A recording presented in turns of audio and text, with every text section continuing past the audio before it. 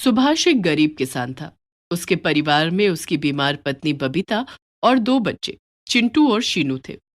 बबीता पिछले 2 महीनों से लगातार बीमार थी और फिर एक दिन ऐसा आया कि बबीता परलोक सिधार गई। सुभाष अपने दोनों बच्चों को लेकर बड़ा परेशान रहने लगा। वो खेतों में जाता तो खाना बनाकर जाता, अपने बच्चों की देखभाल करता, स्कूल छोड़कर आता, इसी में ही पूरा दिन निकल जाता। एक दिन की बात है, सुभाष का दोस्त भागा भागा आया और उसने बताया कि खेतों में जंगली सुअर आ गए हैं और उन्होंने फसल तबाह कर दी है। सुभाष ने अभी अपने बच्चों को स्कूल भेजा ही था। वो जल्दी से घर का ताला लगाता है और खेतों में चला जाता है। सारे किसान अपने खेतों की हालत देखकर बड़े ही दुखी थे। पूरा दिन सुभाष का खेतों में निकल जाता है। वहीं दोपहर को जब उसके बच्चे स्कूल से घर आते हैं तो घर में खाना बना हुआ ना पाकर थोड़ा दुखी हो जाते हैं। भाई, भाई, आज तो बाबा ने खाना भी बनाकर नहीं रखा हुआ। बहुत तेज भूख लगी है। रुक, मैं देखता हूँ। शायद मेरे पास एक 2 रुपए पड़ा हो। मैं तेरे लिए कुछ लेकर आता हूँ। चिंटू इधर उधर से सब जगह टटोल कर 2 रुपए ढूंढ निकालता है और अपनी बहन के लिए कुछ लेने के लिए घर से निकल पड़ता है। तभी रास्ते में उसकी टक्कर एक औरत से हो जाती है।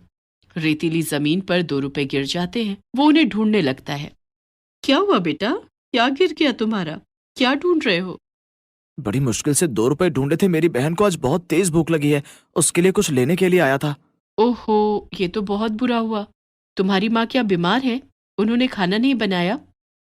चिंटू को 2 रुपए नहीं मिल रहे थे। वो सीधा खड़ा होकर उस औरत की तरफ लाचार नजरों से देखकर बोलता है। हमारी माँ नहीं है और बाबा शायद किसी काम में फंस गए। आज खाना नहीं बना हुआ हमारे घर में। मेरी छोटी बहन है, उसे भूख लगी है। ओहो, ये तो बहुत बुरा हुआ। चलो तुम चलो, मैं तुम्हें कुछ सामान दिला देती हूँ। नहीं नहीं, रहने दो। मैं अपनी बहन को समझा दूंगा। चिंटू वहां से उदास घर की तरफ चल पड़ता है। वो औरत भी उसके साथ साथ घर आ जाती है। अरे, आप क्यों मेरे पीछे पीछे आ रही हो?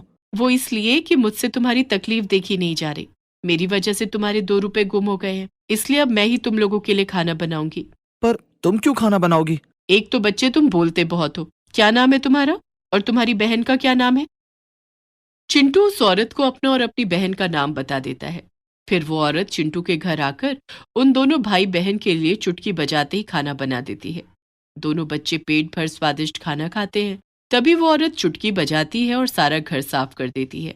घर, आंगन, बर्तन सब चमक रहे थे। आपने तो सारा घर चमका दिया है। कितना अच्छा लग रहा है। बाबा को तो इतना समय ही नहीं मिलता कि वो घर में झाड़ू भी ढंग से दे दे। बाबा भी अभी तक नहीं आए हैं। क्या आप मेरे बाबा के लिए भी खाना बना दोगी? वो औरत सबके लिए रात का खाना चुटकी बजाते ही बना देती है और फिर वो देखते ही देखते वहां से गायब हो जाती है। दोनों भाई बहन बहुत खुश थे। वहां थका हारा सुभाष जब घर आता है, घर को चमकता हुआ देखकर वो खुशी से अपने बच्चों को गले लगा लेता है। मुझे माफ करना बच्चों, मैं तुम्हारे लिए आज कोई खाना भी नहीं बनाकर जा पाया। तुम लोगों ने कितनी मेहनत से आज घर साफ किया है। चलो, मैं तुम लोगों के लिए फटाफट खाना बना देता हूँ। अरे बाबा, आज तो आपके लिए पहले से ही खाना बना हुआ है। सुभाष रसोई में जाकर देखता है। रसोई से अच्छी खुशबू आ रही थी और खाना बना हुआ था। वो तो बड़ा हैरान हो जाता है। फिर चिंटू दिन की सारी बात उसको बता देता है। तुम्हारी बातों से तो ऐसा लग रहा है जैसे कि वो कोई जादूगरनी थी। बच्चों, आज के बाद कभी किसी को इस तरह से घर में मत घुसने देना। अगर तुम्हारे साथ में कुछ बुरा कर देती तो मैं कहाँ जाता? सुभाष डर के मारे अपने बच्चों को गले लगा लेता है। रात भर वो यही सोचता रहा कि आखिर वो औरत कौन थी जो इतना काम करके चली गई, वो भी बिना किसी लालच के। सुभाष की पूरी रात आंखों में कट जाती है। सुबह वो अपने बच्चों को स्कूल भेजता है और खुद खेतों में काम करने चले जाता है। थोड़ी देर बाद वो औरत उसके घर पर आती है। वो देखती है कि रसोई में 4 रोटियां रखी हुई हैं और साथ में अचार। बेचारे बच्चे रूखी सूखी रोटी खाकर जीवन गुजार रहे हैं। कितने प्यारे बच्चे हैं, मासूम। मुझे इनके लिए कुछ करना चाहिए।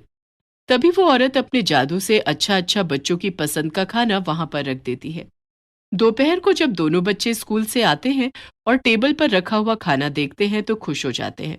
वहीं वो औरत अपने जादू से खुद को छुपा देती है।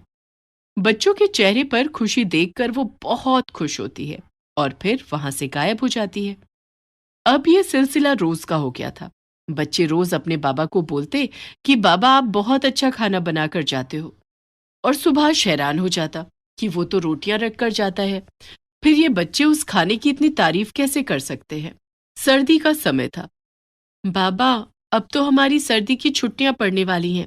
किसी दिन गाजर का हलवा बनाओ ना। अच्छा, तो मेरे बच्चों को गाजर का हलवा खाना है। देखो बच्चों, मैंने कभी गाजर का हलवा बनाया तो नहीं है, लेकिन मैं कोशिश करूंगा। पर जैसा भी बनेगा तुम दोनों को खाना पड़ेगा। दोनों बच्चे खुश हो जाते हैं। अगले दिन सुबह स्कूल का आखिरी दिन था। उसके बाद छुट्टियां पड़ने वाली थी। सुभाष भी खेतों में चला गया था। वो जादुई औरत घर में आती है और चुटकी बजाते ही गाजर का हलवा तैयार कर देती है। तभी किसी काम से सुभाष को घर आना पड़ता है और जैसे ही वो घर का दरवाजा खोलता है, एक अनजान औरत को गाजर के हलवे के साथ देखकर हैरान हो जाता है। कौन हो तुम, और यहाँ मेरे घर में क्या कर रही हो? अच्छा, लगता है तुम वही हो जो हर रोज यहाँ आकर बच्चों के लिए खाना बनाती हो। सच बताओ, क्या मकसद है तुम्हारा इस घर में आने का? अरे अरे, आपने तो सवालों की झड़ी लगा दी। मुझे तो याद भी नहीं है कि आपने पहला सवाल कौन सा पूछा है। मेरा नाम किरण है। एक दिन ऐसे ही आपके बेटे से मेरी मुलाकात हुई और मैं उसके साथ यहाँ पर आई। घर की हालत और बच्चों की हालत देखकर मुझे बहुत दुख हुआ। मेरे मन में उनके प्रति ममता जाग गई, इसलिए मैं उनके लिए ये सब काम करती हूँ। मेरा कोई मकसद नहीं है यहाँ आने का। बस उन दोनों के खिले चेहरे देखकर मुझे अच्छा लगता है। वो सब तो ठीक है, लेकिन क्या तुम्हारा कोई घर परिवार नहीं है जो तुम रोज मुंह उठाकर यहाँ चली आती हो? वही तो, मेरा कोई घर परिवार नहीं है। मुझे बच्चों के साथ अच्छा लगता है, इसलिए बस मैं यहाँ आ जाती हूँ। और आपसे भी निवेदन है कि मुझे यहाँ आने से और बच्चों का काम करने से मत रोकना। लेकिन जो तुम ये रोज रोज स्वादिष्ट खाना बनाती हो, इनमें तो बहुत खर्चा होता होगा। तुम क्या कोई नौकरी करती हो? वो जोर जोर से हंसने लगती है और फिर वो सुभाष को बताती है कि वो कोई नौकरी नहीं करती है। उसके पास में बहुत सारे जादू हैं, ऐसा जिससे वो चुटकी बजाते कोई भी काम कर देती है। सुभाष ये सुनकर हैरान हो जाता है। वो उसे जादू दिखाने के लिए बोलता है, तो वो दिखाती है कि वो गायब भी हो जाती है और वापस भी आ जाती है। यहाँ तक कि वो बढ़िया बढ़िया खाने भी तैयार करके रख देती है। घर में बच्चों के लिए नए कपड़े भी रख देती है। सुभाष इतना कुछ देखकर हैरान हो जाता है। हे भगवान, मैंने अपनी जिंदगी में पहली बार ऐसी औरत देखी है जो जादुई है। कहाँ से सीखा तुमने इतना सब कुछ? अच्छा, एक बात बताओ, कुछ दिन पहले सूअर मेरे खेतों में घुस गए थे और उन्होंने मेरी काफी फसल खराब कर दी। क्या तुम वो भी ठीक कर सकती हो? हाँ हाँ बिल्कुल, मैं चुटकी बजाते फसल ठीक कर सकती हूँ। सुभाष बड़ा खुश हो जाता है। बच्चों के स्कूल से आने पर वो किरण को घर में देखते हैं तो चिंटू बोलता है, अरे, आप तो उस दिन के बाद कभी दिखाई ही नहीं दी।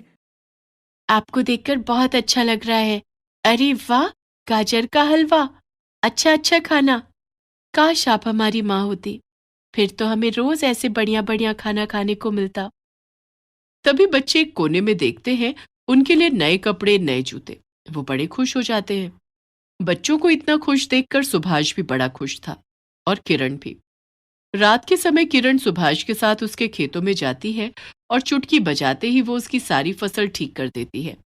अब उसे गायब होने की भी जरूरत नहीं थी। वो उन्हीं के घर में रहने लगती है। पर एक दिन सुभाष उससे कहता है, देखो, तुम बुरा मत मानना, आजकल का जमाना बड़ा खराब है। रोज तुम्हें यहाँ देखकर आसपास के लोग बातें बनाने लगे हैं। तुम अब हमारी मदद करना बंद कर दो और यहाँ से चली जाओ।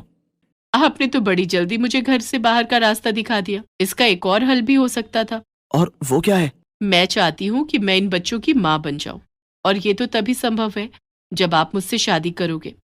किरण बच्चों से पूछती है। बच्चे खुशी खुशी किरण को अपनी माँ मान लेते हैं और फिर सुभाष किरण से शादी कर लेता है। अगली सुबह उसके घर की काया ही पलट गई। उसकी झोपड़ी अब एक अच्छा खासा घर थी। अब खेतों में फसल भी लहरा रही थी। बच्चे भी बहुत खुश थे। सब कुछ अच्छा चल रहा था कि तभी अचानक बहुत तेज बारिश होती है। सारे गांव और खेत में पानी भर जाता है। लगातार 3-4 दिन बारिश होने से बाढ़ जैसे हालात हो जाते हैं। बारिश तो रुकने का नाम ही नहीं ले रही। सुनो किरण, तुम्हारे अंदर तो बहुत ममता है। क्या तुम मेरे गांव के लिए कुछ कर सकती हो? इस बारिश से गरीब किसानों का बहुत नुकसान हो जाएगा। सबके घरों में पानी भी भर गया है। लोगों के प्रति तुम्हारी दया देखकर तो मुझे ये काम करने में और भी खुशी होगी। मैं तो डर के मारे नहीं कर रही थी। तभी किरण चुटकी बजाती है और गांव और खेतों का सारा पानी गायब हो जाता है। ऐसा लग रहा था जैसे कि अभी बारिश शुरू हुई है। अगले दिन तक बारिश रुक जाती है और गांव के किसान एक भारी नुकसान से बच जाते हैं। पर वो सब भी हैरान थे कि आखिर ऐसा चमत्कार कैसे हो गया। भाई, मैं तो बड़ा ही किस्मत वाला इंसान निकला। मुझे तो जादुई पत्नी मिल गई जो चुटकी बजाते सारे काम हल कर देती है। और ये सुनकर किरण और सुभाष हंसने लगते हैं।